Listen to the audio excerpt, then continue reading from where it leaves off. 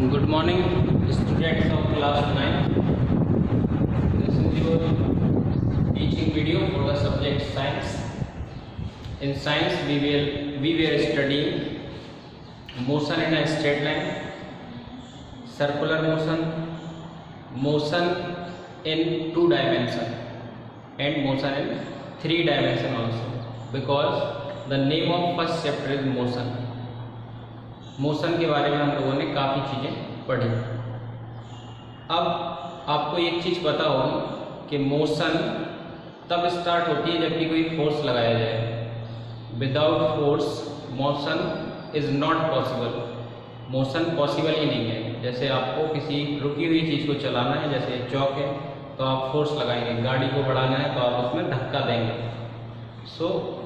जो मैंने आपको बातें कही कि कोई चीज़ रुकी है तो रुकी रहती है और चल रही है तो चलती रहती है। न्यूटन ने the great of the greatest physicists जो है न्यूटन, इन्होंने काफ़ी नियम दिए हैं कई फील्ड्स में, मोशन के अलावा थर्मोडायनामिक्स में, और पूरी की पूरी फिजिक्स जो टिकी हुई है आपकी वो न्यूटन के नियमों पर, ग्रेविटी में बहुत सी जगह नियम दिए। तो इन्होंने जो मोशन से रिलेटेड, गति से संबंधित लॉ बताए हैं, उनको हम लोग कहते हैं laws of motion.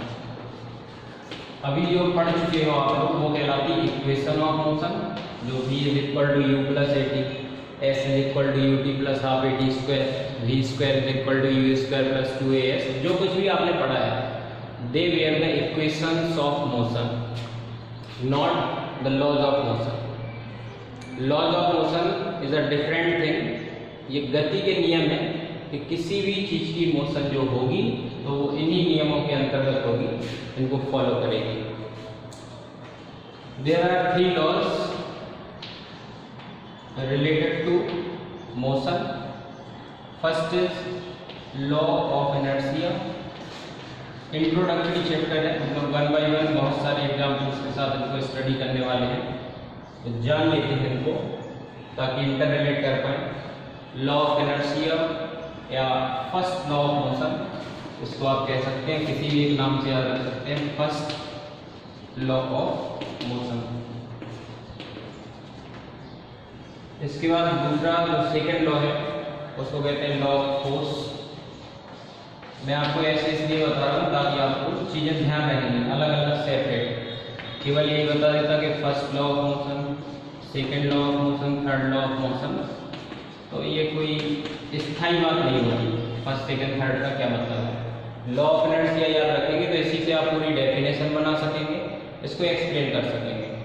Law of force याद रखेंगे तो आप इसका फॉर्मूला याद हो जाएगा, डेफिनेशन याद हो जाएगी और चीज़ों को आप आसानी से समझ पाएंगे। थर्ड एक्शन रिएक्शन अगर आप लिखेंगे, एक्शन रिएक्शन अगर आप लिखेंगे, इसी को बोलेंगे third law of motion, third law of motion. Actually इनका जो बेसिक है, ये नियम जिन फिजिकल क्वांटिटीज को ध्यान में रख के बनाए गए हैं, वो फर्स्ट लॉ डिपेंड करता है आपका मास ऑफ द ऑब्जेक्ट पे, इनर्शियल मास जो उसका होता है। सेकेंड लॉ एक फिजिकल क्वांटिटी हम लोग डिफाइन करेंगे, कुछ लोग जानते भी होंगे, अच्छे स्टूडेंट्स बैठे हुए हैं, कुछ लोग जानते भी होंगे, मोमेंटम। ठीक है, मैं डिफाइन करूंगा आपको। डिफाइन करने के लिए तो 1 मिनट में डिफाइन कर दो, डेफिनेशन कोई बड़ी बात नहीं है, लेकिन जब आपको मोमेंटम बताया जाएगा तो मोमेंटम हम लोग डिटेल में समझेंगे कि what is momentum. Because second law of motion, law of force is related to change in momentum. तो जब आप मोमेंटम जानते होंगे तब तो आप चेंज इन मोमेंटम जान पाएंगे। So momentum is related by, represented by p and formula is given by m into v। Momentum p is equal to m into v, p is equal to m into v। तो क्या definition बनेगी? Momentum of an object defined as, momentum of an object is defined as the product of mass and velocity, the product of mass and velocity। जैसे कोई cycle से जा रहा है तो उसका मोमेंटम साइकिल से जा रहा है 10 मीटर पर सेकंड से, तो उसका मोमेंटम साइकिल के मास के हिसाब से होगा। और फिर वो सेम बाइक से जा रहा है, तो वेलोसिटी इतनी है 10 मीटर पर सेकंड, बट मास वहाँ पे 100 किलोग्राम या जितना भी बाइक है, फिर वो सेम कार से जा रहा है, तो मोमेंटम बढ़ता जाता है, मोमेंटम बढ़ता जाता है।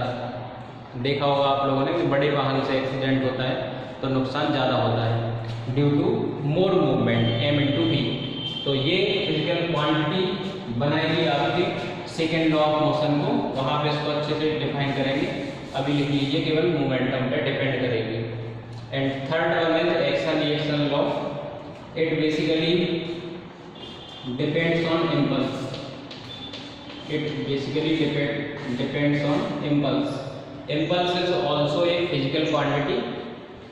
Physical quantity means भौतिक राशि, जिसको हम लोग डिफाइन करते हैं कि ये मास है, तो मास का ये मतलब है some matter that occupies space. Mass. Law of inertia में आपको ये बताया जाएगा कि कोई भी चीज रुकी हुई है अगर तो वो रुकी रहेगी, और चल रही है तो चलती रहेगी। मतलब मास जो है, मास इट इज इनर्शियल।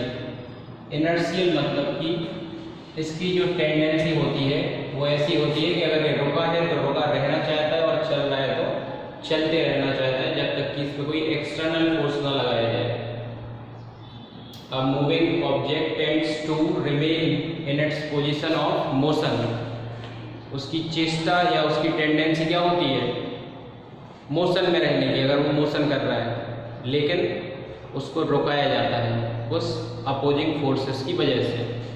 जैसे आप कोई बॉल जमीन पे लुढ़काएंगे तो आपने देखा होगा खुरदरी मिट्टी पे कम चिकने फर्श पे ज़्यादा दूरी वो तय करती है, तो वो सरफेस वहाँ पर डिपेंड करेगी कि उसे कितनी देर में रुकना है।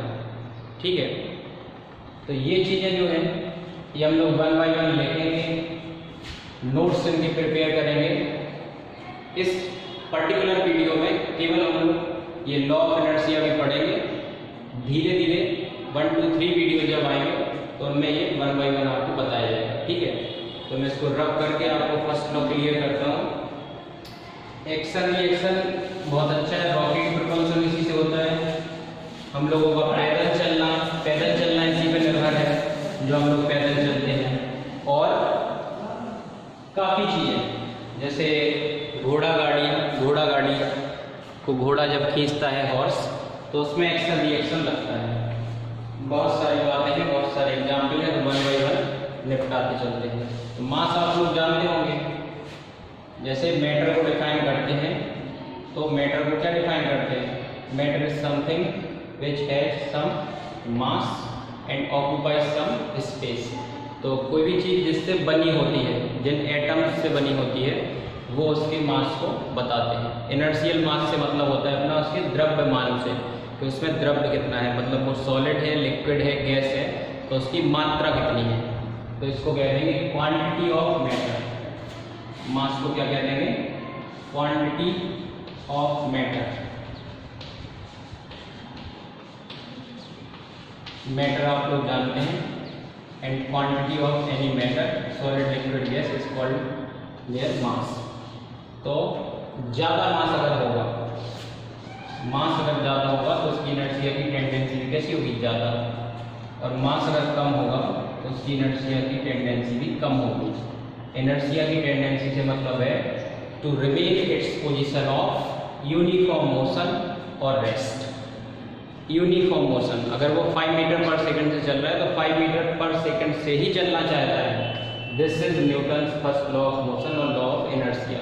उसकी टेंडेंसी ऐसी हो जाती है कि वो चल रहा है तो चलता रहना चाहता है, और अगर रुका हुआ है तो रुका रहना चाहता है। तो कैसे लिखेंगे अब आप लोग एग्जाम्पल में? एग्जाम में पूछा गया तो कैसे लिखेंगे?